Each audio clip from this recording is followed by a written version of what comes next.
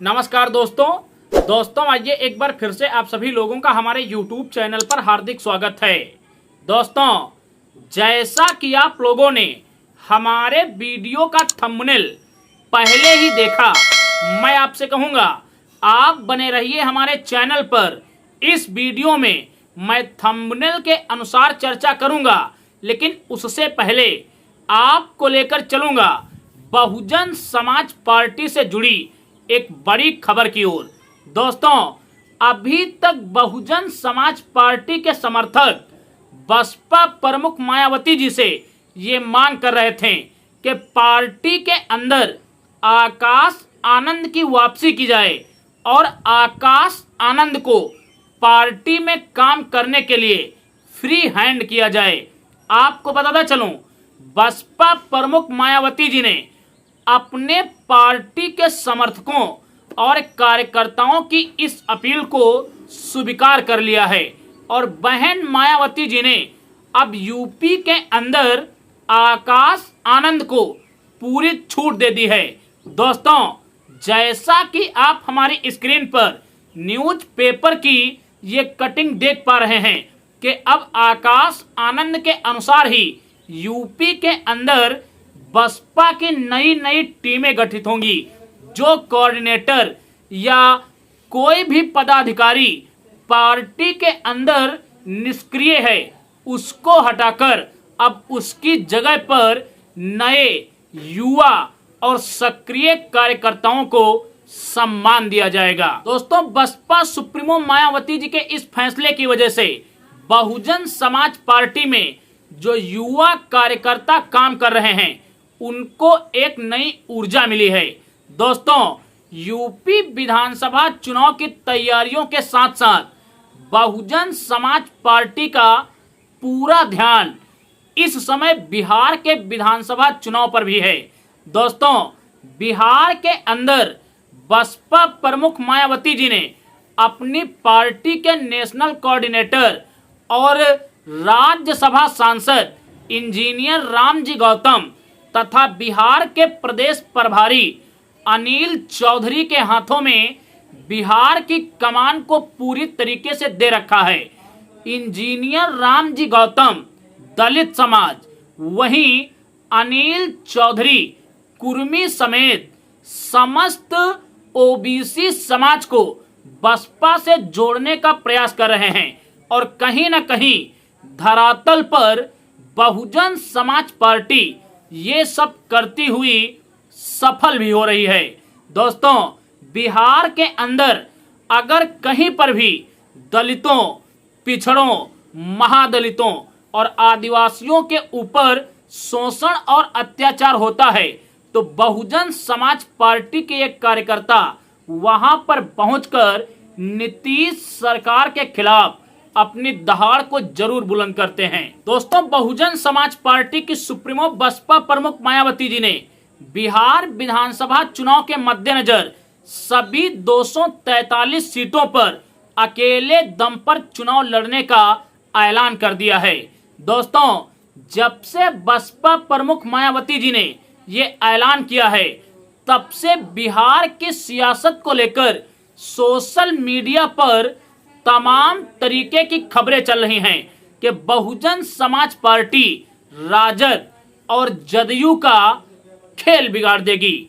दोस्तों, इन्हीं नकारात्मक खबरों के बीच मैं बहुजन समाज पार्टी के समर्थकों के लिए एक सकारात्मक खबर लेकर आया हूं, जिसे सुनकर बहुजन समाज पार्टी के समर्थकों में एक उम्मीद की किरण जगेगी और बहुजन समाज पार्टी के आसपास रहकर पत्रकारिता करने वाले सैयद कासिम जी ने एक विश्लेषण भी किया है और उस विश्लेषण में उन्होंने बताया है कि इस बार बिहार के अंदर बसपा को कमजोर आंकना ये जदयू और राजद की सबसे बड़ी गलती होगी। दोस्तों, बिहार के कुछ राज्यों में बहुजन समाज पार्टी का अपना एक अच्छा खासा रुतबा है और इसका प्रदर्शन बहुजन समाज पार्टी ने अभी हाल ही के लोकसभा चुनाव में दिखाया भी था। दोस्तों, बक्सर जो बिहार का एक जिला है और यूपी से सटा हुआ है, ये बहुजन समाज पार्टी के लिए सबसे उपजाऊ जिला माना जाता है।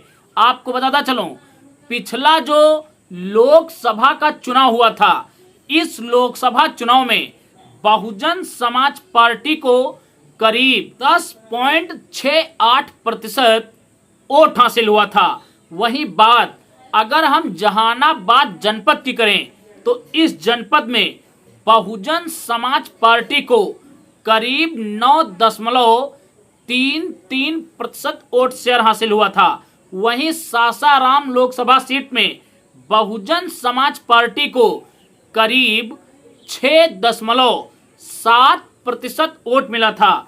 और बात अगर हम गया की करें तो गया लोकसभा सीट पर बहुजन समाज पार्टी को 5.4 तथा औरंगाबाद में बसपा प्रत्याशियों को 5.1% वोट शेयर हासिल हुआ था। दोस्तों, इन्हीं लोकसभा सीटों के अंतर्गत जो विधानसभा सीटें आती हैं, वहां पर बहुजन समाज पार्टी एक अच्छा खासा खेल करने वाली है।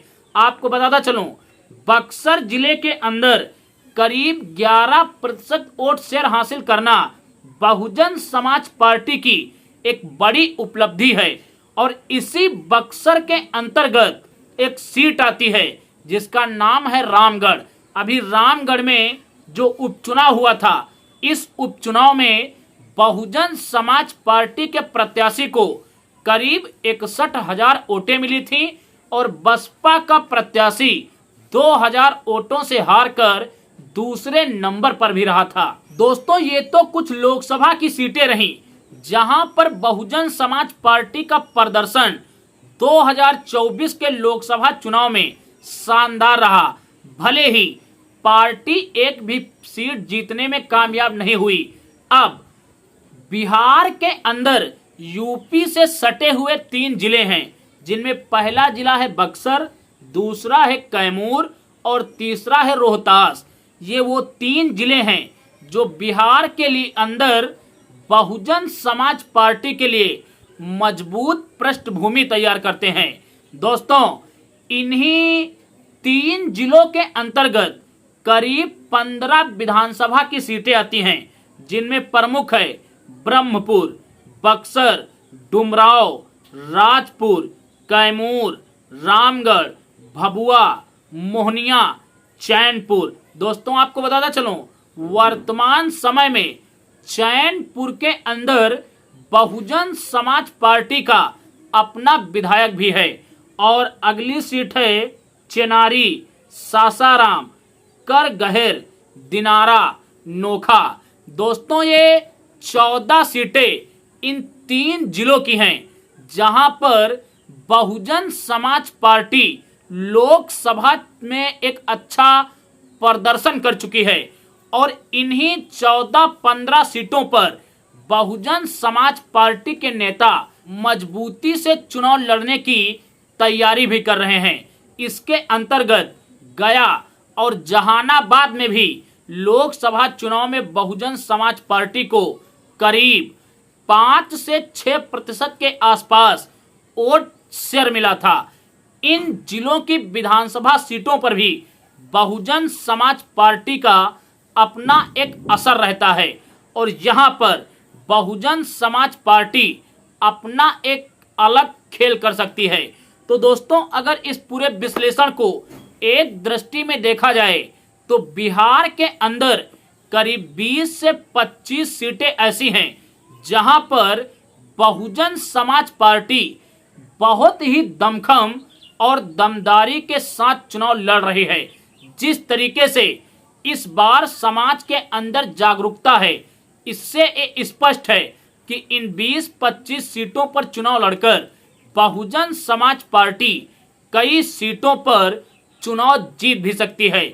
बस जरूरत है इन सीटों पर ऐसे दमदार प्रत्याशियों की जिनका अपना खुद का भी कोई वोट बैंक हो। आपको बताता चलूं, बसपा के प्रदेश प्रभारी अनिल चौधरी और इंजीनियर रामजी गौतम इन सीटों पर मजबूत कैंडिडेट देने की फिराक में अभी से जुट भी गए हैं।